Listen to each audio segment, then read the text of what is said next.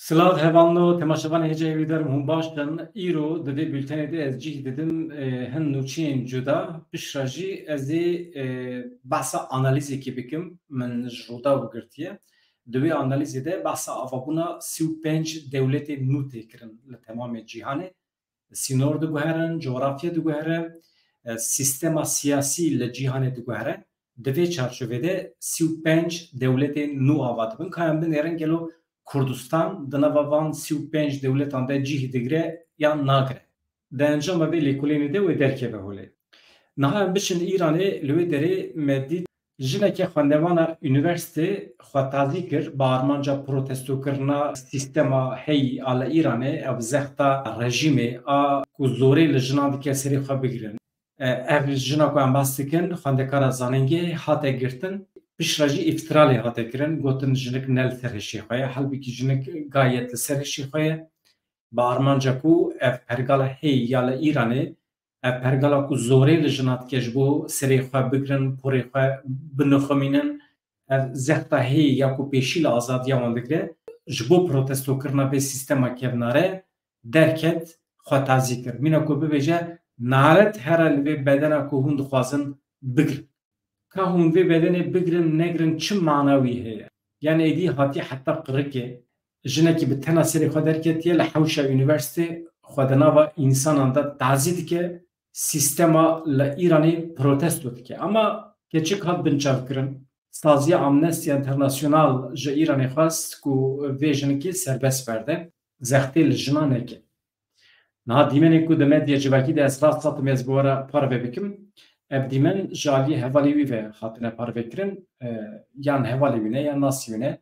Ev dîmen ji pencereyekê cîran hatiye kişandin di medya civakî de di nava demekî kin de dengekî mezin veda gelekî hate temaşe kirin.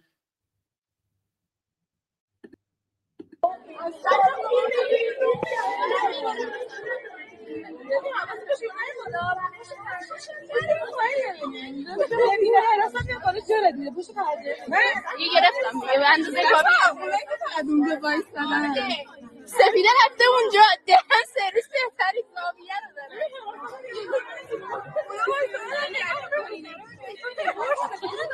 محبول سفیده وایساده اونجا بهتری زاویه رو داره پشتشو کرد چرا حراستی هیچ کاری رو میکنم سرا چه بغل نگاه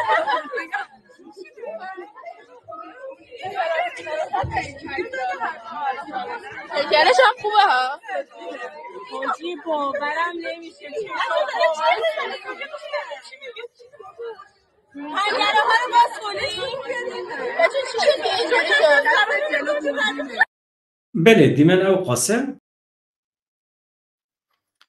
Naham biçin Sûriyê li wê derê di encama êrişên İsraîlê de ka çend kes hatine kuştin li Sûriyê gelek qurbanî çêbûne ji destpêka Îranê ve vir ve kan binêrin çerkes mağdur bûne çavdêriya mafê mirovandiya Sûriyê so ragihand ku ji 21 Îlûna îsal ve di Sûd û sêzdeh penaberên Sûriyeyî di encama êrişên İsraîlê yên li ser Lubnanê de hatine kuştin. Li gorî sor ji kuştiyan 52 zarokin 37 jinin mebasa êrişên li ser Sûriyê kiribû lê ne wisa ye êrişên li ser Lubnanê de Sûriyeyî hatine kuştin. Em behsa wê derê dikin.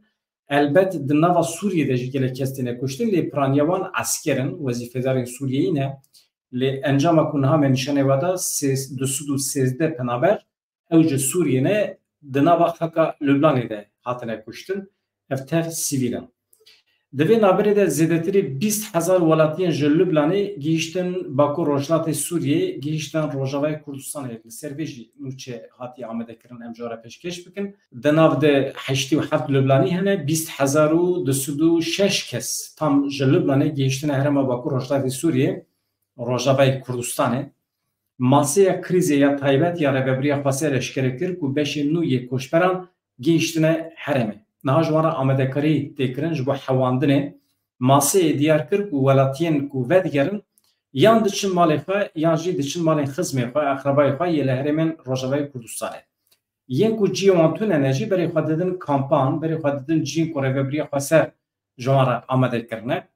Ev jî gelekî baş e.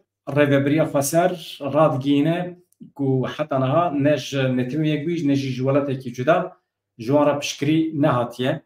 Yani bi tena serê xwe bi îmkanên xwe ew qas koçberan dihewînin. Li Iraqê rewş hinekî cuda ye. Rêveberiya Iraqê ya Sudanî ragihand ku ew nikarin mûçên memûrên Rêveberiya Herêma Kurdistanê bidin. Sedemê wî eşkere dike. Dibêje eger em mûçe bidin wateya statûya Rêveberiya Herêma Kurdistanê namîne. Dibêje hikûmeta Sudanî. Serokvezîrê Iraqê Şiya Sudanê diyar kir ku eger ew rast mûçeyê karmendên herêmê bidin wê demê bi navê hikûmeta Herêma Kurdistanê statûyek jî namîne. Serokvezîrê Iraqê Mihemed Şiya Sudanî di derbarê dayîna mûçeyên karmendên Herêma Kurdistanê de ji medya Iraqê re axivî. Sudanî got eger em bibêjin pêwîst e mûçeyên karmendên Herêma Kurdistanê ji aliyê Bexdayê ve rast dîrek werin dayîn wê demê statûyeke destûrî bi navê hikûmeta Herêma Kurdistanê namîne. Eger Herêma Kurdistanê jî bi vê razî be em dikarin sibê jî vê yekê pêkbînin em ji xwe amade ne. Hikûmeta Herêma Kurdistanê mûçeyên karmendan belav nake yan jî paş dixe dereng dixîne du sê mehan beşek ji karmendên herêmê jî di vê çarçovê de gilî kirine ji Iraqê xwestine ku ew dîrek mûçê wan bidine. Rewş bi vî şeklî ye di demên pêşme de ev meseleya meheşan çiqas çareser dibe em nizanin. Hevalên hêjana em derbasî mijarekî gelekî mühim bibin lêkolînekî heye behsa avabûna 35 dewletên nû tê kirin li temamê dunyayê bi taybetî jî li Afrika li rojheta navîn sînor têne guherandin dewlet ji nû ve têne saz kirin milletên ku navê wan neketine lîsteya netêmiyek bî wê ji nû ve lîste were çêkirin ji bo van milletan wê dewletên nû were navekirin em binêrin ka di nava van milletan de Kurdistan çiqas cih digire. Min ev lêkolîn ji maqaleyekî Rûda wê girt li wê derê de hatibû weşandin. Elbet ev maqale jî xwe destpêre hin lêkolînên din hin pirtûkên din ku di demên xwe de yan hatine weşandin yan jî di rojnameyan de cih girtine. Ez xerîtekî jî bu were parve bikim. Nivîs bi vî şeklî ye ji were bixunim. Rojhilata navîn û cîhan di qonaxekê pir hestiyar re derbas dibin. Qeyranên kûr, krîzên kûr pêsîra cîhanê girtine. Nêzê 4 milyar kes li cîhanê li nav herêmên şerin. Ji Ukrayna, Rusya bigire heta Xeza, İsraîl, Lübnan, Sûriye, Yemen, Sudan, Etiyopya, Malta û şerê li Afrikayê ji bilî dilgiranî û fikarên di navbera Çîn û Taywanê de hevrekiyên Amerîka û Çînê geşedanên xeternak ên derketine şer di navbera Rusya û NATOyê de her wekî din yani gelekî krîzên siyasî hene li van herem. Gelek lêkolîner, nivîskar van bûyeran wekî destpêka qonaxekê nû binav dikin. Dewletên ku nikaribûn demokrasî pêk bînin herî zêde dibin xwedî pirsgirêkên navxweyî. Îro rojhilata navîn navenda şeran e, gelo rojhilata navîn ber bi ku derê ve diçe. Rêveberiya Enstitûya Almanî ya karûbarên navnetewî û aştiyê Volker Peters di pirtûkekê xwe ya ku sala 2015 de çap kiriye vekirî dibêje. Sînorên Sykes-Picot yên sala 1916 têk çûne yedî. Ev sînorên Sykes-Picot ji aliyê piraniya dewletan ve nehatibû qebûl kirin. Lêkolîner dibêjin hemî xirabî, şer, malwêranî li rojhilata navîn tev ji ber sînorên Sykes-Picotê ne. Peters beyan dike ku rojhilata navîn li pêşberî guhertinên mezin e. Ev guhertin jî li ser asta dewletan e. Ji kendava Erebî heta dilê Afrikayê dirêj dibin nêzî 35 dewletên nû wê werin avakirin li rojhilata navîn. Nexşeya siyasî ya herêmê we biguherin. Rojhilata navîn li ber deriyê hejîneke dîrokî ya kûr e. Ev serûbinbûn tiştekî bivê nevê ye. Yani mecbûrê pêk were divê bixewime. Tişta ku maye tenê meseleya demê ye. Yani zeman lazim e ji bo vê guherînê. Ev guherîn hatiye plankirin wê pêk were. Li rojhilata navîn li Bakurê Afrikayê 35 dewlet ava dibin tenê jê re zeman lazim e, wext lazim e. Lê ev qonaxa niha û bûyerên îro ji me re dibêjin ku ev serûbinbûn, ev nûbûn ne dûr e. Em ji her demê bêtir nêzê wê bûne. Kesekî din ku baweriya wî bi guhertinên sînorên li rojhilata navîn heye fermandarê Amerîkî Peter Ralph. Di sala 2006 de di gotarekê xwe de ku di kovara hêzên çekdar yên Amerîkî de hate weşandin bahsa tekçuna sinoren roştata navin dike. Divê goterê de bi zelalî behsa perçebûna Iraqê dike, behsa perçebûna Sûriye û Îranê dike.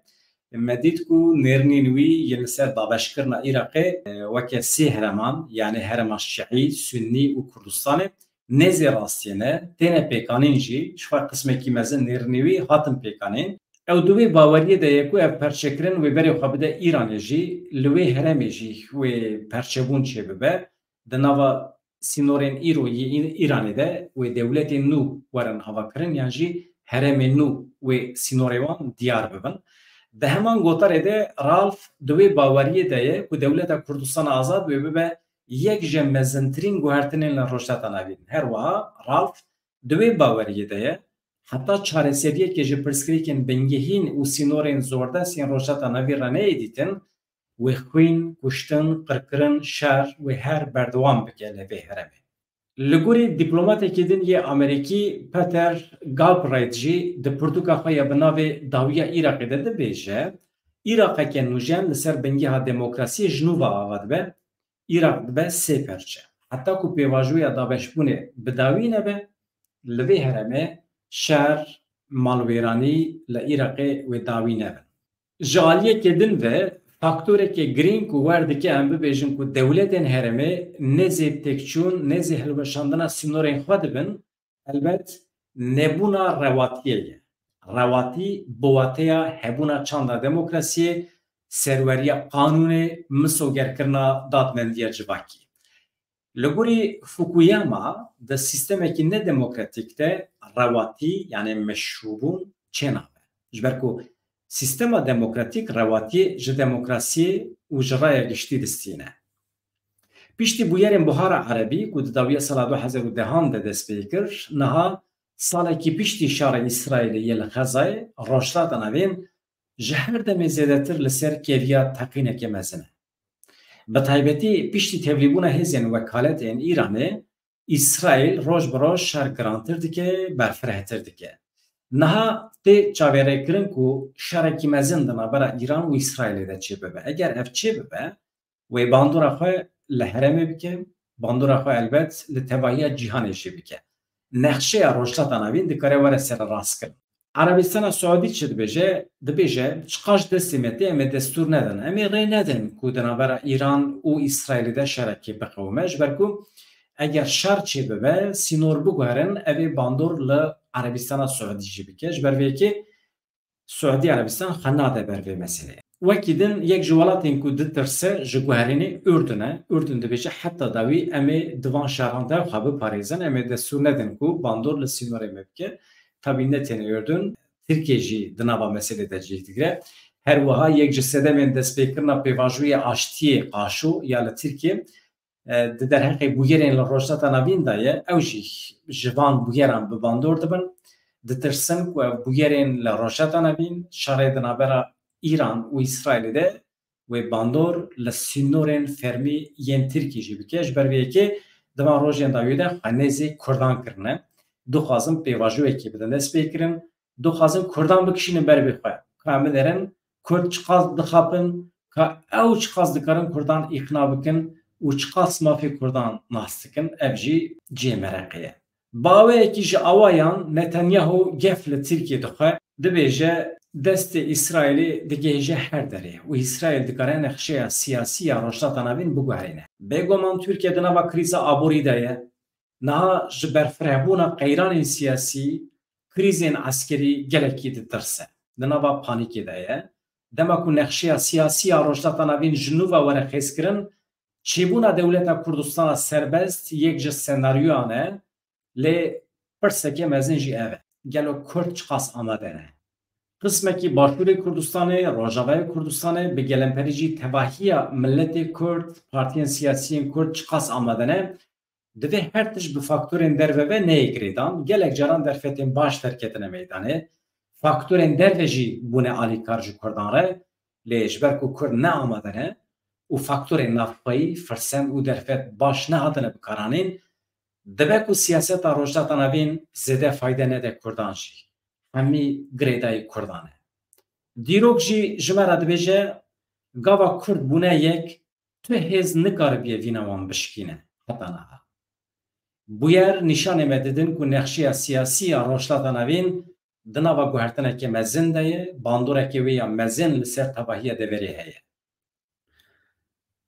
Bele bu yer nişan emedidin ku roşlata navin dınava guhertineke mezin deye, lebele jibo Kurdan ya heri giring ewe ka hezin siyasi en Kurdan milleti Kurd çıkas amadeye van projeyen cihani peşvazi bike u li peşveri cihani yeketiya xwe ilan bike stratejiyekî hevbeşiya netewî ilan bike û ji dünya alemê re bibêje vaye em wekî millet amade ne siyaseta me ev e plan û projeyê me ev e em dikarin li gorî urf û adetê civaka xwe li gorî rastiya herêma Rojheta Navîn li gorî medeniyeta îroyîn demokrasiya ku îro gîştiyê mirovayî em dikarin welatê xwe di çarçoveya vê demokrasiyê de birêve bibin vaye plan û proje me bi xatirê we hêviya rojên xweş û azad çi dikin bikin bila bêdewbe.